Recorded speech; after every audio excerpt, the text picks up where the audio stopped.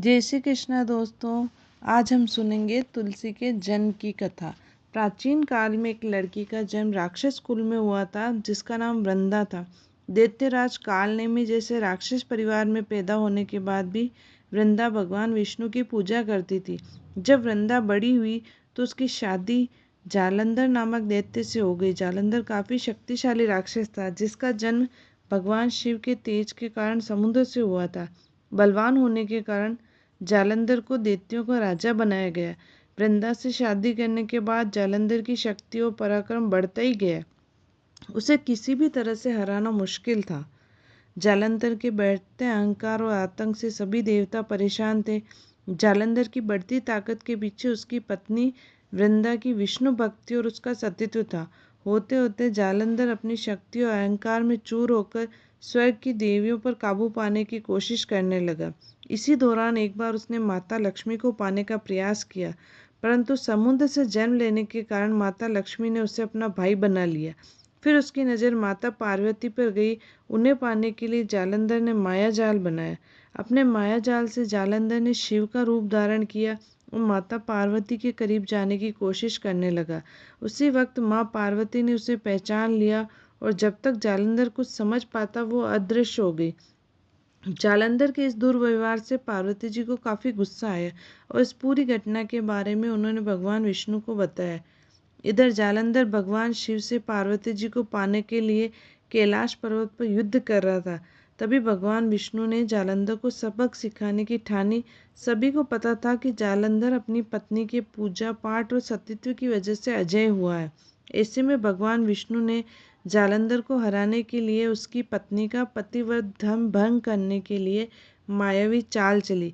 भगवान विष्णु एक साधु का रूप धारण करके वृंदा से वन में मिलने पहुंचे। उनके साथ दो मायावी राक्षस भी थे जिन्हें देखती वृंदा डर गई। तभी भगवान विष्णु ने उन दोनों राक्षसों का वृंदा के सामने ही वध कर दिया। वृंदा ये देख समझ गई ये कोई आम व्यक्ति नहीं है। उसी पल वृंदा ने साधु से अपने पति के बारे में पूछा। साधु बने भगवान ने अपनी माया शक्ति से दो बंदर प्रकट किए। दोनों बंदरों के हाथों में जालंधर का सिर व धड़ था। ये देखती वृंदा बेहोश हो गई। कुछ समय बाद होश में आने पर वो साधु से अपने पति को दोबारा जिंदा करने की प्रार्थना करने लगी। वृंदा की विनती सुनकर उसके आंखों से आंसू देखकर साधु ने अपनी माया से जालंधर के कटे हुए शरीर के हिस्से को जोड़ दिया और स्वयं उस शरीर में समा गए। वृंदा को जरा सा भी अंदाजा नहीं था कि उसके साथ ऐसा छल किया गया है। जालंधर का रूप धारण किए हुए विष्णु जी को वृंदा अपना पति समझकर साथ रहने लगी। वृंदा के ऐसा करने से उसका सतीत्व भंग हो गया, जिसके बाद जालंधर कैलाश पर्वत में युद्ध हार गया। जब वृंदा को ये सच पता चला तो उसने गुस्से में विष्णु भगवान को पत्थर बनने का श्राप दे दिया। इस घटना के बाद वृंदा स्वयं सती हो गई। जिस स्थान पर वह भस्म हुई सती हुई वहाँ तुलसी का पौधा प्रकट हुआ। विष्णु भगवान वृंदा की पति भक्ति से प्रसन्न हुए। उन्होंने कहा, हे वृंदा, तुम्हारी पति भक्ति देखने के बाद तुम मुझे प्रिय लगने लगी हो। अब सदैव तुम मेरे साथ तुलसी के रूप में रहोगी। तुम्हारे तुलसी का रूप का जो भी व्यक्ति मेरे शालिग्राम के साथ विवाह कराएगा उसे 1000 गुना यश व पुण्य प्राप्त होगा।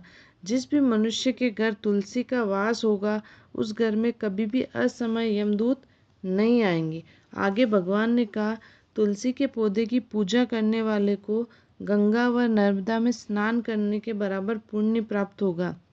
संसार में चाहे कोई भी मनुष्य कितना भी दुष्ट क्यों ना हो, कितने भी पाप क्यों ना किए हो, मृत्यु के दौरान अगर उसके मुंह में तुलसी और गंगा जल डाल दिया जाएगा तो वो अपने पापों से मुक्त होकर वैकुंठ धाम पहुंच जाएगा। इसके अलावा जो व्यक्ति तुलसी और आंवले के पेड़ की छाया में पितरों का श्राद्ध करेगा उसके पितरों को भी मोक्ष की प्राप्ति होगी।